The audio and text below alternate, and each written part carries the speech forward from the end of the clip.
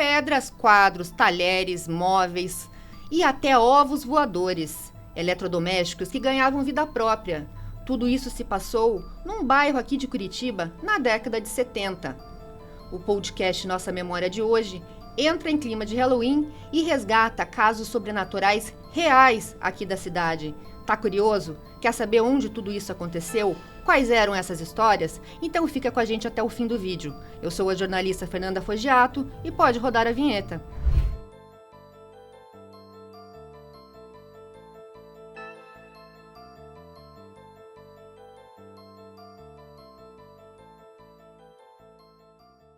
E no nosso segundo episódio do podcast Nossa Memória, hoje a gente, em clima de Halloween, vamos resgatar casos reais, sobrenaturais, que se passaram aqui na cidade de Curitiba na década de 70.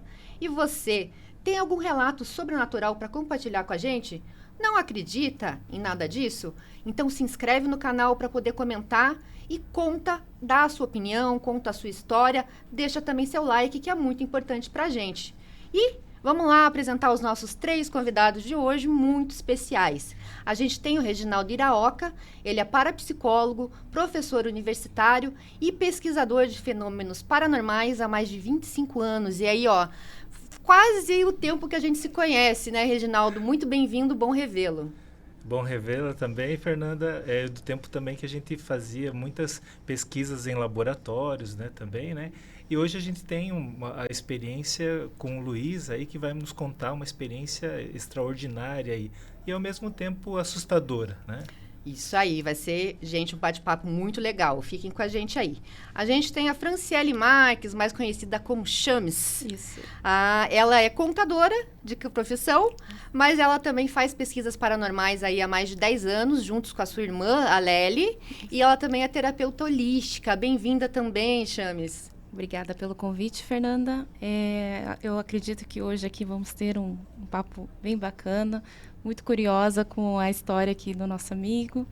E a parte sobrenatural, vou falar para você que ela está no meu cotidiano, então vai ser legal contar para vocês um pouco da minha experiência também. Bem-vinda. E a gente tem aqui ao meu lado o Luiz Carlos Piantadosi. O Luiz Carlos é aposentado e ele é testemunha viva de um dos casos que a gente vai conhecer aí ao longo do programa. Eu agradeço muito o Luiz ter topado a participação no nosso programa, né? Mais de 50 anos que ele não fala publicamente sobre o assunto. Então, novamente, Luiz, muito obrigada. E vamos aí, aos poucos, né, compartilhando essa história da maneira mais natural, né, Vamos deixar você da mais à vontade possível. Muito obrigada, Luiz. Eu é que agradeço. Boa tarde para todos. E no que eu puder ajudar, ser precisos nas respostas, eu farei. Obrigada. Gente, e para a gente poder contextualizar, então, que casos são esses, aonde que isso passou, a nossa equipe aqui da comunicação preparou um VT para também os nossos especialistas poderem entender um pouco mais tudo o que aconteceu e como que a ciência explica esses fatos? Né? Tudo que aconteceu com o Luiz e antes do Luiz também, nesse mesmo bairro. Então, vamos lá, pode rodar o VT. No dia 9 de janeiro de 1974, pedras voadoras começaram a atingir uma casa bem aqui no Capão da Embuia. Mas e se eu te contar que a 300 metros daqui, algum tempo depois, novos fatos sobrenaturais começaram a ocorrer? Vem que eu te conto essa história melhor.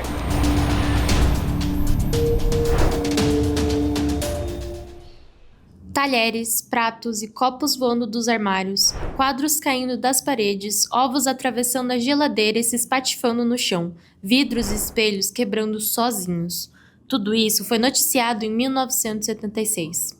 A família Piantadosi dizia viver um verdadeiro mistério dentro de casa, e o protagonista era um tímido garoto de 16 anos, que afirmava mover objetos com a força da mente. O mais curioso é que a casa do garoto ficava aqui, no Capão da Embuia, a poucos metros da casa mal assombrada das famosas pedras voadoras, caso que já contamos na nossa memória da Câmara de Curitiba. Seria apenas coincidência ou o garoto teria alguma ligação com aquele fenômeno de 1974, como acreditava sua própria mãe? A história se passou aqui nessa rua. O local passou a atrair curiosos e grupos de oração. Para uns se tratava de assombração, para outros seria um fenômeno paranormal. Diziam que o Capão da Embuia atraía tantos casos misteriosos porque havia dinheiro enterrado na região. O famoso médico, jornalista e parapsicólogo Percival Charqueti acompanhou o jovem e chamou o fenômeno de psicocinesia espontânea, chamado antigamente de poltergeist, em que uma pessoa move objetos de forma inconsciente. Ele chegou a apresentar o caso no primeiro Congresso Internacional de Parapsicologia do Brasil, em outubro de 1976, na cidade de São Paulo. E até hoje, muita gente se pergunta: será que o Capão da Embuia possui mistérios além do que a ciência pode explicar?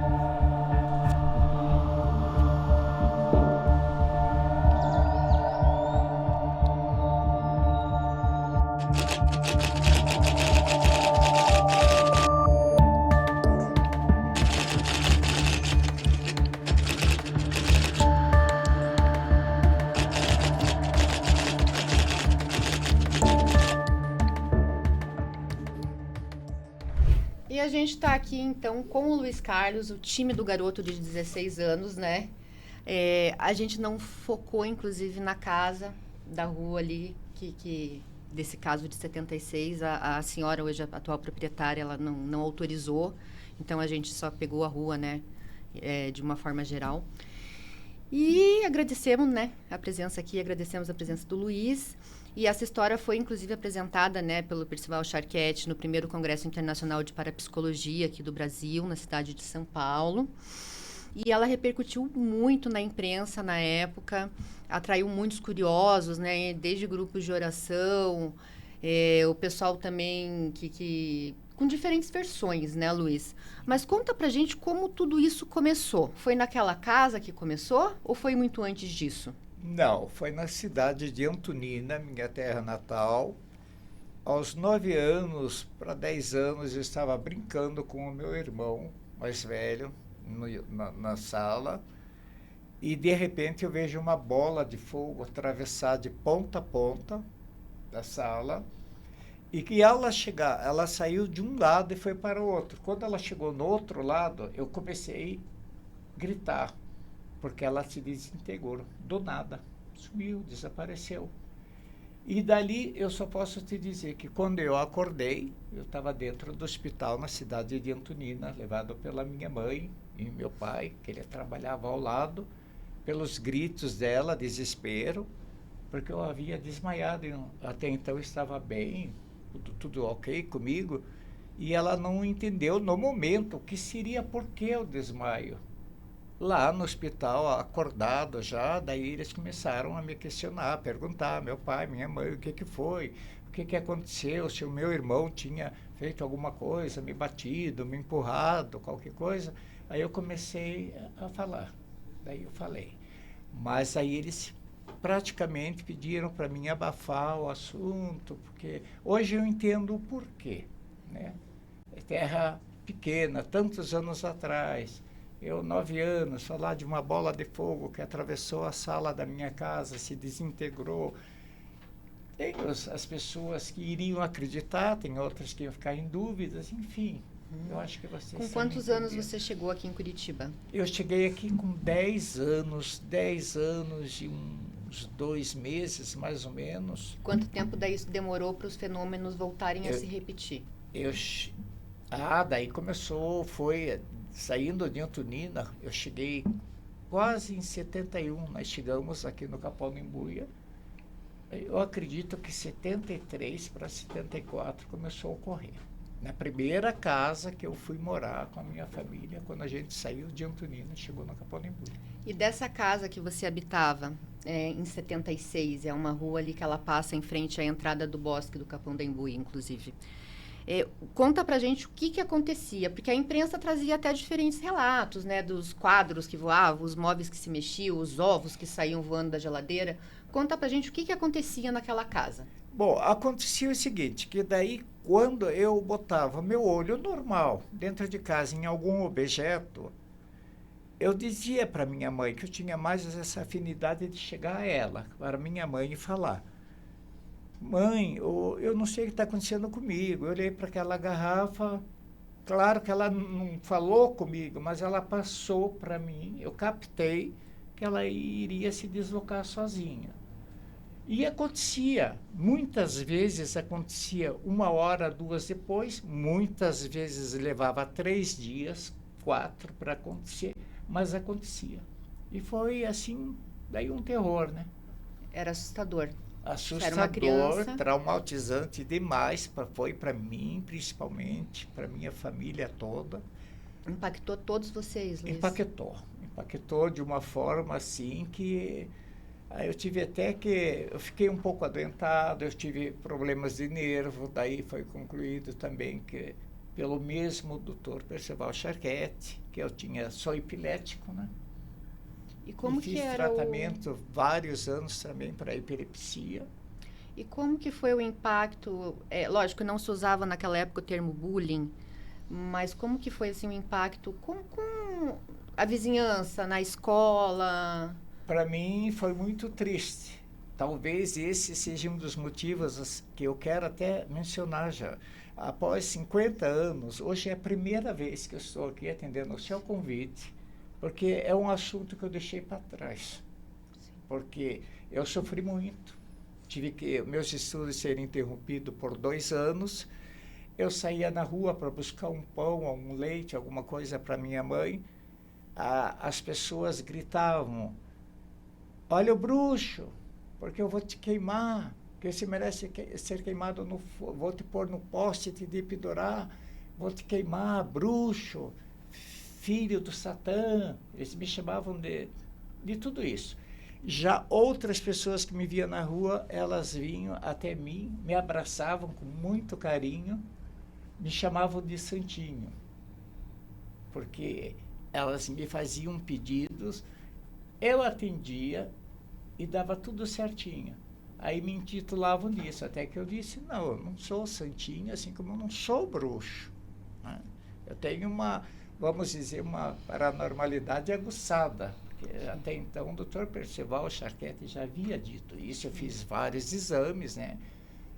Enfim.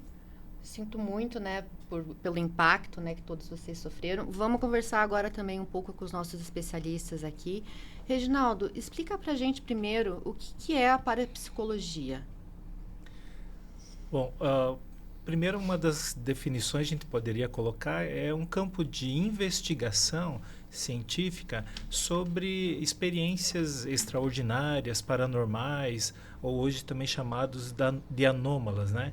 Que uma das áreas, dos fenômenos que a gente estuda é a telepatia, que é a comunicação entre duas mentes, clarividência, de perceber objetos à distância sem os sentidos, precognição, de saber fatos que vão acontecer no futuro sem uma dedução lógica, e tem também mediunidade, lembranças de vidas passadas, né? Tudo isso é objeto de investigação dentro da área. E tem isso que a gente está conversando, né? Basicamente, né, como que é, movimentos de objetos, pedras, né? Quando isso acontece, né, a gente chama na história de poltergeist, né? Que é a ideia de um espírito brincalhão, assim, né? Depois, na história da parapsicologia, foi percebendo que não seria tanto um espírito, uma entidade, e sim a condição familiar que geraria uma tensão, e alguém dentro da família canalizaria aquele processo ali, né? Então, tem algumas coisas que favorecem esse tipo de experiência, né? E alguém vai manifestar com uma forma de socorro, de pedir ajuda, de pedir, né, de alguma forma, um acolhimento, né? Qual que é o nome, pergunto agora para vocês dois, desse fenômeno de mover objetos com o poder da mente? Psicocinesia, né? Ou RSPK, né? Psicocinesia recorrente espontânea, né? Mas ela pode também... Eu vou ser honesta, para mim está sendo fantástico ter esse contato, porque eu sempre quis saber mais sobre parapsicologia. Mas eu entendo, né, assim, que pode ser algum campo energético no local capaz de fazer esses movimentos. Também já vivenciei um pouco sobre isso, né, na família. Eu cresci com a vivência desses fenômenos na Na família. sua família. Então, para mim, hoje é uma coisa normal. Eu entendo que é uma coisa normal. Mas Quais fenômenos, chama-se? minha mãe já teve uma situação também de ser perturbada numa casa que a gente foi morar também. É um assunto um pouco longo, mas só rapidinho, só para vocês saberem que a gente teve lá porta abrindo, porta fechando, a luz acendendo, louça saindo para fora. A gente já morou numa casa bem perturbada. Aqui né? em Curitiba. Em Curitiba. E também... Era Capão da Embuia, não? Não, era Pinhais ali. Ah, mas é para aqueles lados lá, É né? para aqueles lados. Região. E também, quando eu era criança, também tive uma situação de um rádio que ligava sempre ao mesmo horário. Gente. E nesse caso, voltando um pouquinho de 74, que era no Capão da Embuia, num desses relatos da imprensa, de jornais antigos, que a gente pesquisou lá na hemeroteca digital da Biblioteca Nacional Brasileira, tem uma entrevista da mãe do Luiz Carlos, a dona Reni, já falecida, e que ela atribuía, porque daí em 77 aconteceu um novo caso no bairro com uma menina, e a mãe do Luiz Carlos foi entrevistada e ela falou, não, mas aquilo que aconteceu em 74 e agora esse caso de 77, eu acho que é tudo o poder da mente do meu filho. É ele que... E lá em 74, o caso das pedras, que foi um caso bastante famoso também na imprensa, diziam que as pedras se materializavam sozinhas, que dava a impressão que elas saíam do bosque, do Capão da Embuia, a polícia chegou a subir, fazer rapel nas árvores do bosque, e elas destruíram a casa, as janelas, o telhado, a família teve que se mudar. Qual que é esse fenômeno de materialização de pedras, que a gente apelidou de pedras voadoras, por exemplo? É o mesmo fenômeno? Tem, por exemplo, a questão, digamos assim, da desmaterialização e materialização, que também poderia ser um fenômeno, né, também. E também tem momentos em que o objeto, né, tipo, ele se desloca de um ponto e vai para o outro ponto, né? Então, são dois fenômenos diferentes. Os dois, entende-se que pode ser o poder da mente da pessoa sobre a matéria, né? Então, tanto a desmaterialização quanto, né, esse movimento mesmo de objeto. Os dois são psicocinesia, né, no caso. Mas né? só em loco para saber o que é. Só em loco. E daí aí a gente tem que montar uma série de equipamentos, né, para filmar ali o que está acontecendo, verificar se não tem alguém fraudando ali também, né? Verificar, inclusive, se naquela região ali não tem muitos campos estáticos, né? Por exemplo, um local que tenha muito campo eletromagnético, por exemplo, né?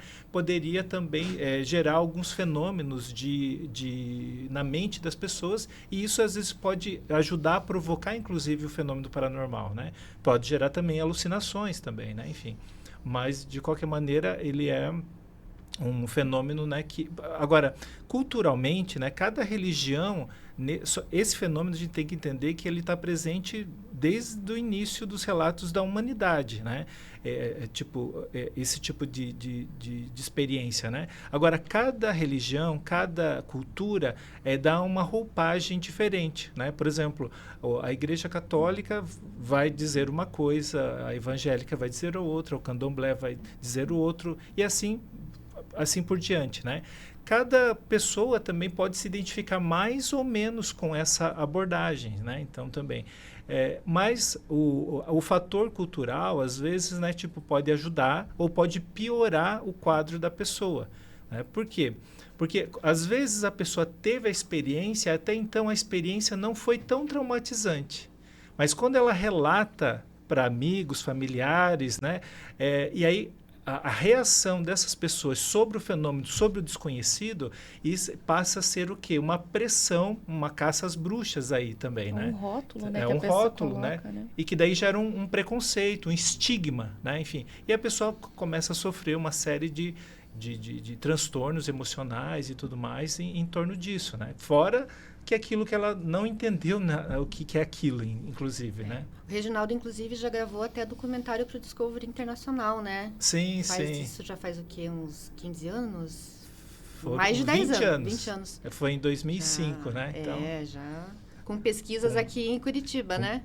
Utilizando equipamentos sofisticados, né? E falando em equipamentos, a Chames trouxe equipamentos aqui para mostrar para a gente das pesquisas paranormais. Vamos lá, Chames? Explica para a gente o que são esses equipamentos e para que eles são usados.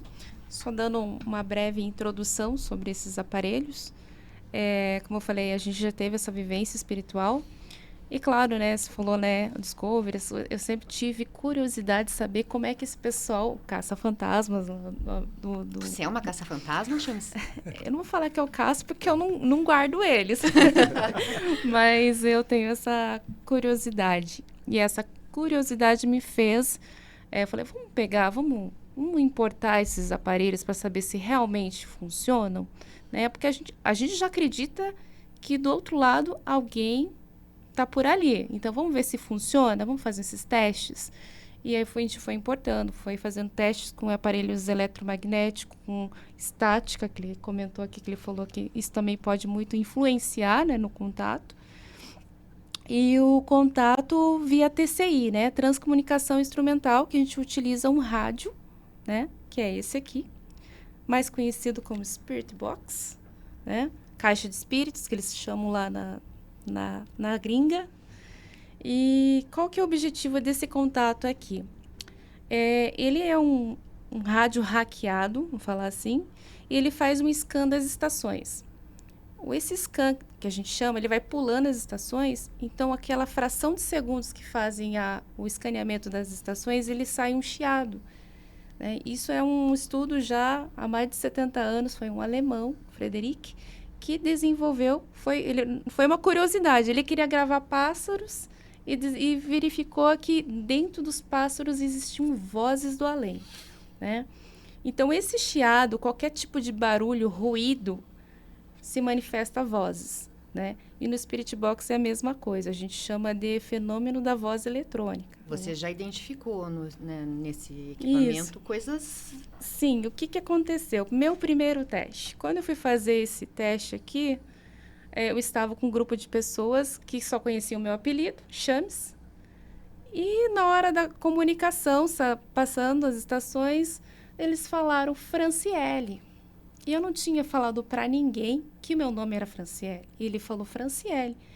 A outra voz questionou a outra voz no rádio. Para mim falou Chames e depois falou, para mim é Franciele. Aí outro falou Franciele, aí outro Fran, e daí várias vozes começaram a discutir sobre o meu nome. Então isso foi uma evidência que eu consegui, através de transcomunicação, um contato através de rádio. Aí depois a gente foi fazendo, existem inúmeros testes, pesquisas, e uma delas eu consegui um contato com um tio meu. Ele contou coisas que eu não sabia e depois eu fui atrás e descobri o que aconteceu no fim da vida dele. Que ele mora em outro país, né? E eu não tinha noção, e isso foi tudo falado através de transcomunicação. E como eu falo, né? Não é assim, eu vou ligar aqui e vou falar com fulano de tal. Né? A gente tem esse método que é o contato vem de lá para cá e nunca daqui para lá. Então, quando houver oportunidade, merecimento, a gente recebe esse contato. Assim como em algumas doutrinas existem a psicografia, a gente entende que esse contato via rádio ele acontece da mesma forma. Esse aqui é o radinho. Existem vários tipos, eu tenho outros, mas eu trouxe aqui só para vocês conhecerem. Na parapsicologia vocês também utilizam esse, Reginaldo? É utilizado também, por exemplo, um rádio antigo, né, e coloca nessa frequência, né, tipo de ruído, que a gente chama de ruído branco, né. Esse ruído branco, né, é capaz de influenciar o cérebro, né, e fazer com que altere a consciência. Né? E nesse estado, né, pode acontecer alguns fenômenos paranormais. Mas na parapsicologia a gente sempre vai ter, se não for fraude, se não for má interpretação de dados, né, se acontecer um fenômeno, né, que os pesquisadores entendem ali como legítimo, né, ainda mesmo assim tem duas hipóteses, né, que seria supostamente a pessoa falecida ou uma entidade, né, alguma coisa nesse sentido, ou também a mente da pessoa que está fazendo o experimento. né? Então, a mente da pessoa que faz experimento é capaz de influenciar, né, o equipamento capaz de gravar vozes, né? Existem pesquisas dos japoneses, por exemplo, que eles são capazes de imaginar uma imagem, né, na mente, né, e impregnar essa imagem numa fotografia, né? Então, isso mostra também que a mente é capaz de fazer isso, né? Mas a gente pode também hipotetizar, né, tipo assim, se essa mente, se por acaso ela sobreviver à morte do corpo físico, do que seria capaz também, né? Enfim, né? É uma coisa ainda em aberta, mas tem essa possibilidade também de ser os próprios pesquisadores fazendo isso também, né? Não tipo manipulando, mas a mente mesmo influenciando, né, o equipamento. Né? Você quer que eu mostre só um pouquinho como é que é esse chiado? Rapidinho? Liga rapidinho pra gente ver. Aqui. Então, a gente pode modular FM ou AM. Então, a gente entende que vai sair vozes normais de locutores falando, né? Mas assim, um locutor fala chames, né? Então, a gente grava isso, documenta para que as pessoas tirem suas conclusões, né? A gente nunca vai falar, como você falou, o pesquisador, a gente não coloca uma verdade absoluta das coisas. A gente, isso aqui é um teste, a gente chegou nessa conclusão, mas nada impede que pode chegar a outra...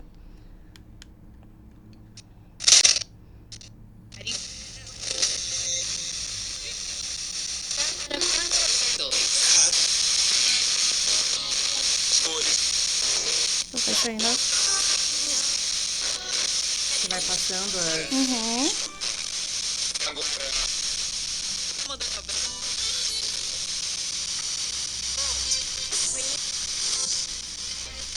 Quem sabe uma hora a gente não pode fazer um experimento, né? Quem sabe uma hora a gente não faz um experimento aqui, gente. Mas vamos lá. Daqui a pouco você mostra mais algum deles pra gente. E a gente fala mais sobre os fenômenos, outros fenômenos. Luiz, né? Nas reportagens antigas, o Luiz chegava a ser comparado com o Uri Geller, que era um fenômeno, um paranormal famoso. Ele era israelense, naturalizado britânico.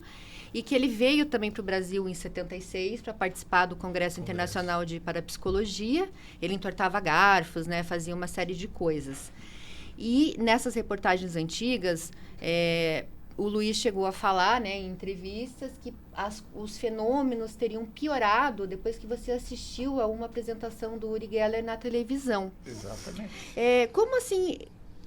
Como que você chegou no Charquete, Luiz? O Charquete, inclusive, ele além de parapsicólogo, ele era médico e jornalista. Ele foi o primeiro paranaense a ganhar o Prêmio ESSO de jornalismo. Então, aí mais história também no meio das histórias. E como que começou o teu contato com o Charquete? Como que foi feito esse atendimento? E como que você conseguiu controlar esses fenômenos, Luiz? O contato com o Dr. Percival, eu não o procurei. Ele me procurou.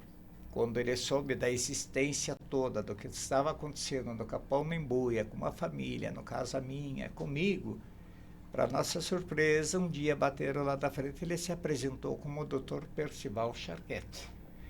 Aí, aonde eu comecei a fazer o tratamento com ele, foram 13 ou 14 anos, por aí. Fiz um tratamento bem longo com ele, para dominar a mente, porque eu não podia olhar para um objeto que eu sabia que aquele objeto, ou daqui 1 hora, ou 2 dias, ou 3, ou meia hora, ou minutos, ele ia se desprender do local. E eu não entendia aquilo. O que era aquilo, o porquê daquilo, eu não entendia. Aí eu fui leigo, né? E eu era crianção na época. Aí eu tive 13 anos, por 2 ou 3 vezes por semana.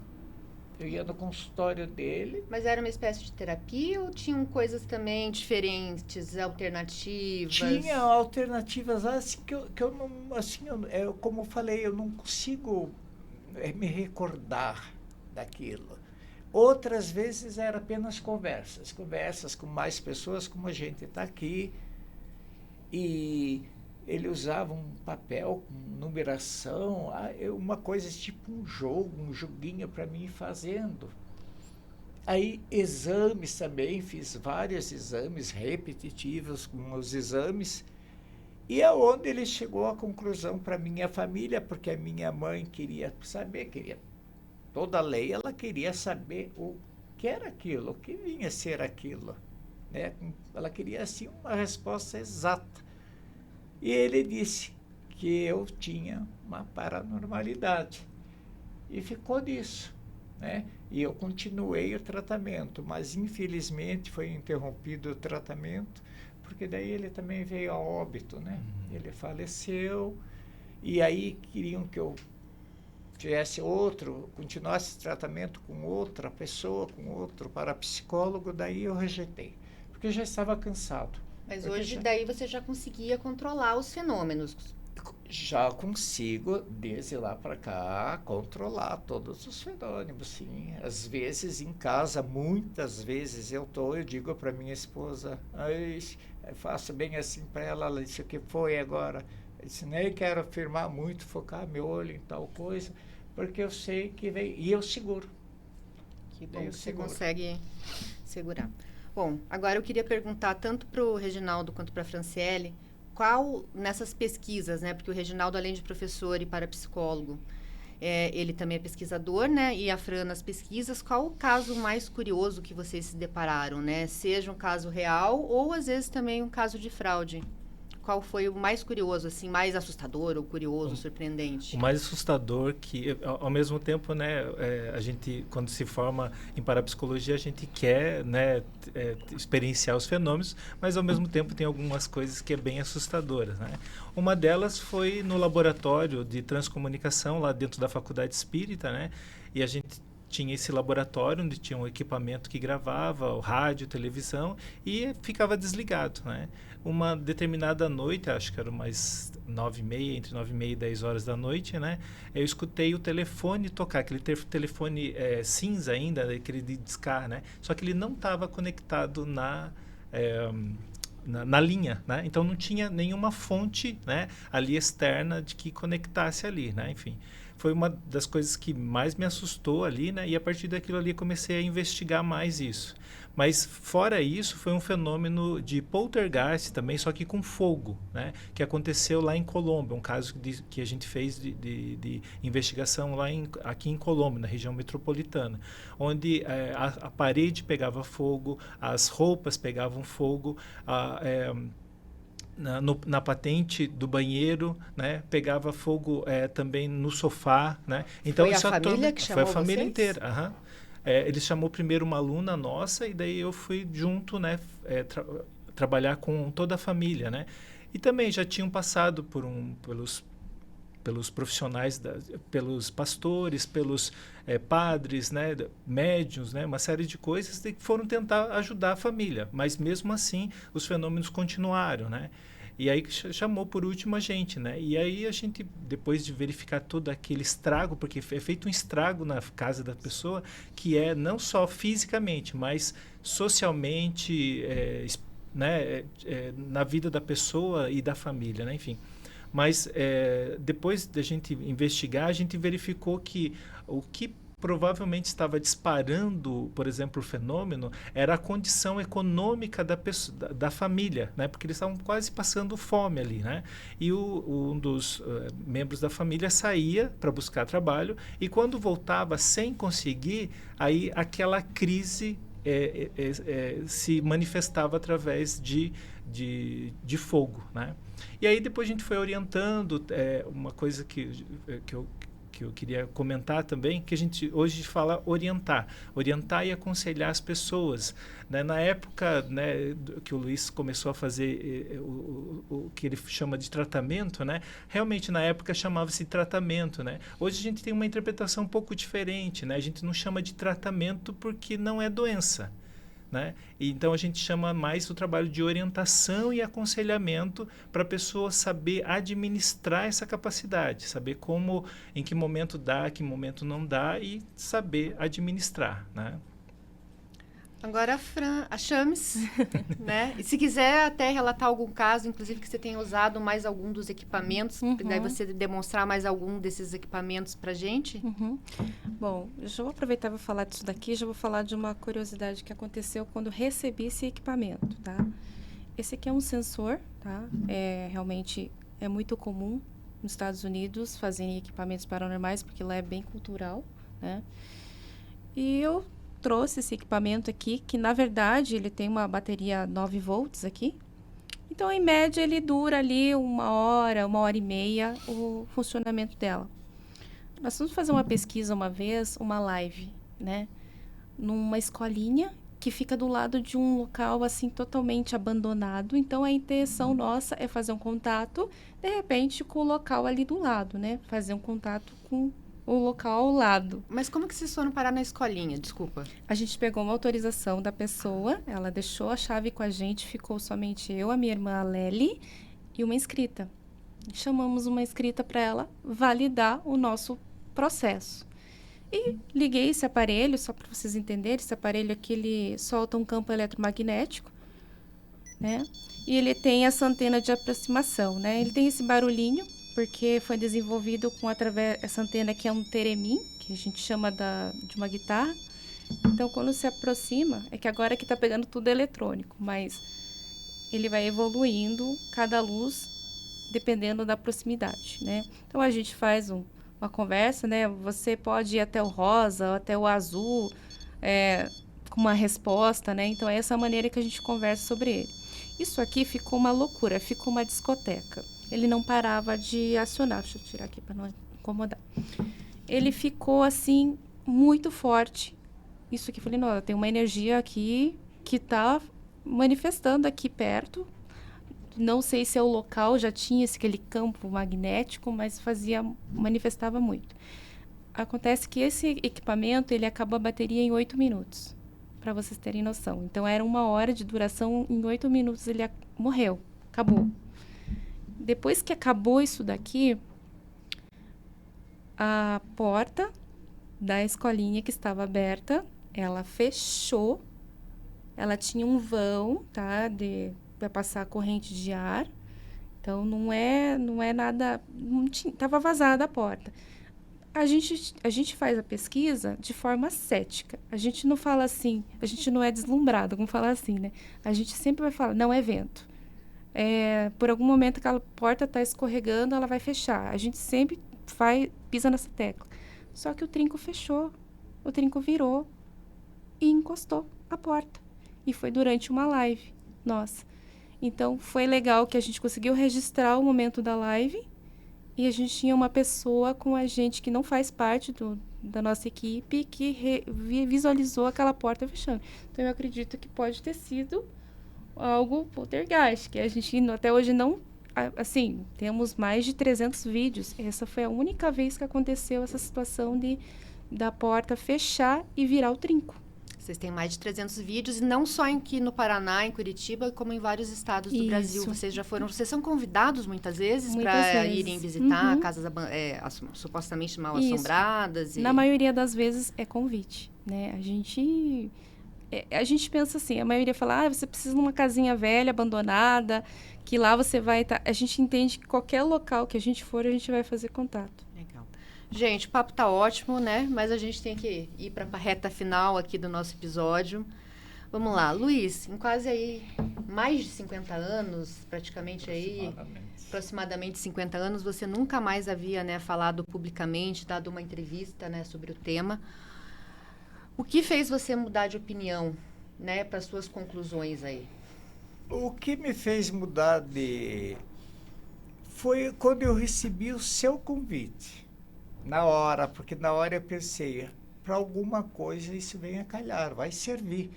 Porque hoje eu penso assim, hoje eu me arrependo de ter, vamos dizer, sufocado essa experiência na minha vida, quase 50 anos.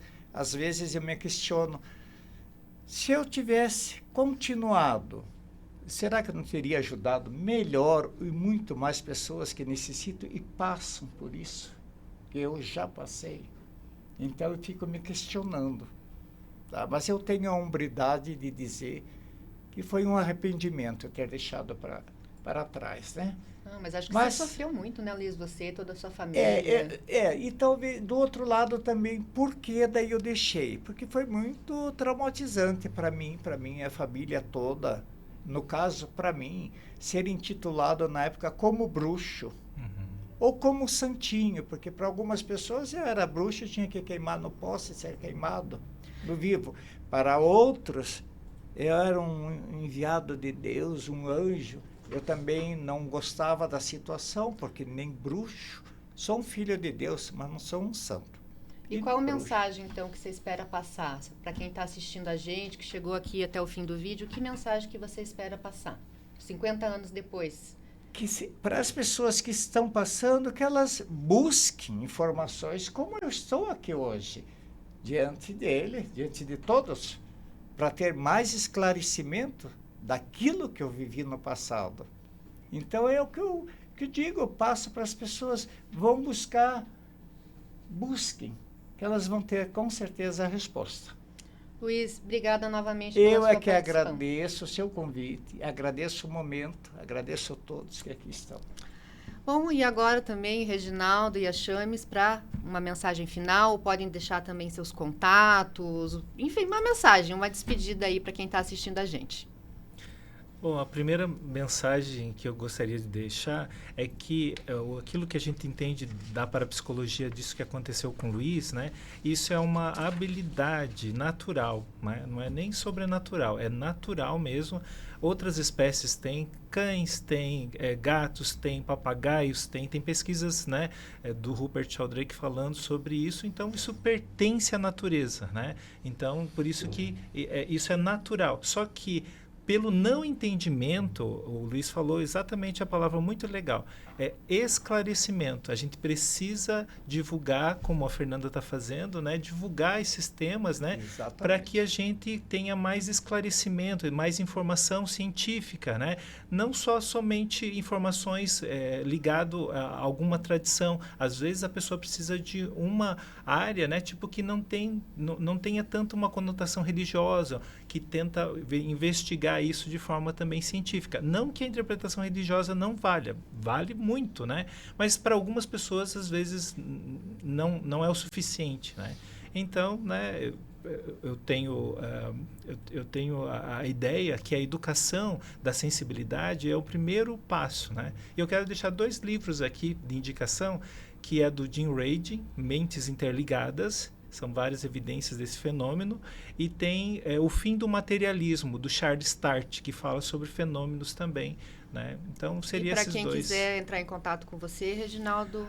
Pode me encontrar no Instagram, reginaldo.iraoka, né, com H e K no final, né? E entra em contato e vem, né, dialogar com a gente aí, né? Muito obrigado também, né, por esse convite maravilhoso de encontrar vocês, hein? Obrigada novamente pela participação, Reginaldo. Chames? Bom, quero agradecer aqui o convite. Luiz, eu me senti muito conectada, porque eu entendo o que você passou. Eu senti. Porque, assim, é um assunto que não é todo mundo que está aberto a receber assuntos sobrenaturais, espirituais. Então, assim, sinta-se acolhido também, porque, assim, não é por acaso que você está aqui hoje, né? Sim. Provavelmente algo ainda talvez você vai fazer por outras pessoas. Com certeza. Que eu acredito que com esse podcast vai chegar algumas pessoas também que vão se identificar com essa situação. Poxa, eu sofri tanto porque eu não podia falar, porque iam me julgar, né? E a intenção aqui é um ajudar o outro, exato, sendo do lado espiritual como a gente entre pessoas mesmo, né? Sim. E, bom, as pessoas podem me achar ali no YouTube, Chames, que é assim, se escreve, Chames, Pesquisas Sobrenaturais, né? Nós postamos aquilo que a gente documenta, né? E que chega, de repente, um contato inteligente, né? Que as pessoas possam ver. Podem chamar vocês também para pesquisas, isso pode. Aí. Então, gente, lembrando também que o site da Câmara de Curitiba, as redes sociais, tem mais curiosidades sobre o caso do Luiz Carlos, sobre o caso das supostas pedras voadoras e outros vídeos também que foram preparados para o TikTok, para um especial de Halloween. E você, acredita em fatos sobrenaturais? Já vivenciou? Sabe de alguém que já vivenciou? compartilha com a gente. Comenta aqui, para comentar tem que estar inscrito no canal, ou então compartilha com alguém que você sabe que já passou por isso, que vai poder ser ajudado por essa conversa que a gente teve. Deixa também seu like e sugestões para os próximos episódios. E até o nosso próximo programa. Obrigada!